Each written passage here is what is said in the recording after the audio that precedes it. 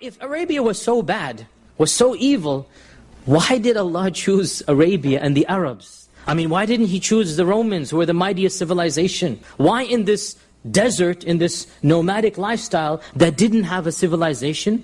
Why did Allah choose this society to send the last prophet? Well, there are many wisdoms that we can derive, that we can glean from choosing these groups of people. First and foremost, the Arabs and Arabia was in between the two major superpowers of the time, and those were the Sassanids and the Byzantine Empire. Right? The Eastern Roman, the Byzantine Empire, and the Sassanid, or the Persians. The Romans and the Persians is simplified. The more correct is the Byzantine and the Sassanids. So Arabia is smack in the middle.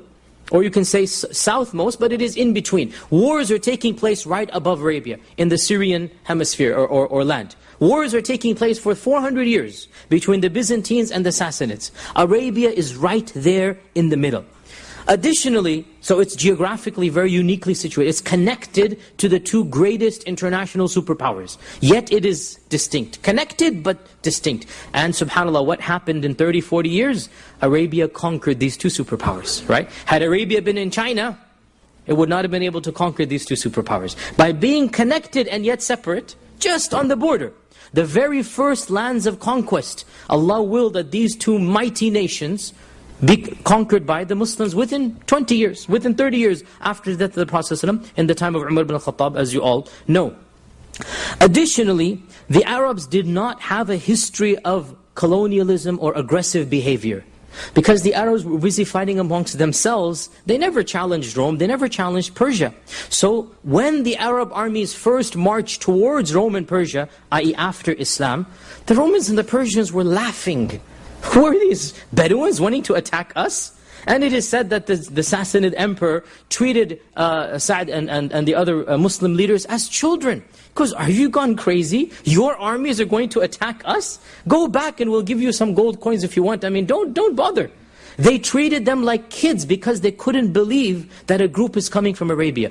The Arabs never had a colonialist influence. They never were aggressive to the superpowers. So it was a surprise completely coming out of this land. Another point is that the fact that the Arabs did not have their own unique civilization. Now what do I mean by civilization? Some people ask me, what do you mean they didn't? When I say they didn't have civilization, I mention certain benchmarks of a civilization. The first benchmark is a unified government. If you don't have a unified government, you don't have law and order in society. I mean, that's the first benchmark of a civilization. You have a unified government. And then another benchmark is literature, arts, architecture. Now the Arabs did not have literature, they had poetry, which is one step less.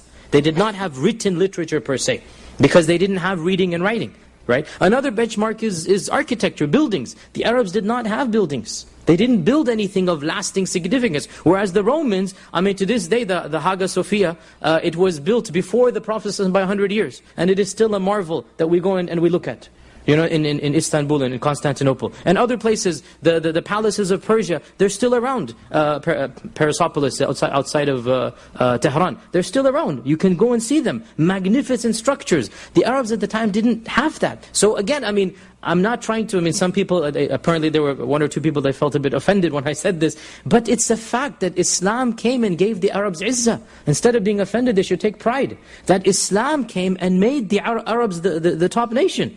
Before Islam came, the Arabs were considered to be a backward Bedouin nation. And they were like that. And Allah says in the Qur'an, لَقَدْ أَنزَلْنَا إِلَيْكُمْ كِتَابًا فِيهِ ذِكْرُكُمْ We have given you a book, in it is your legacy. Your dhikr, your legacy will be through this book. This is in the Qur'an. That you didn't have a legacy before this book came. Before this book came, you weren't anything.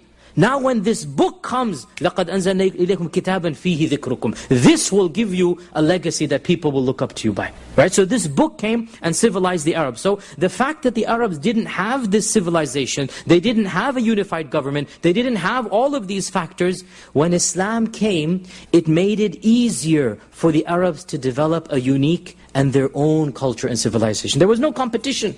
If Islam had come to the Romans, it would have been very problematic. Because they have their entire structure up and running. And for Islam to come there, you have to then fight the status quo. In Arabia, you can say there's somewhat of a vacuum. There is no status quo to fight. So when the Prophet ﷺ unites the Arabs for the first time, the wars that he's undertaking are relatively small. There's no mighty unified government that's attacking him.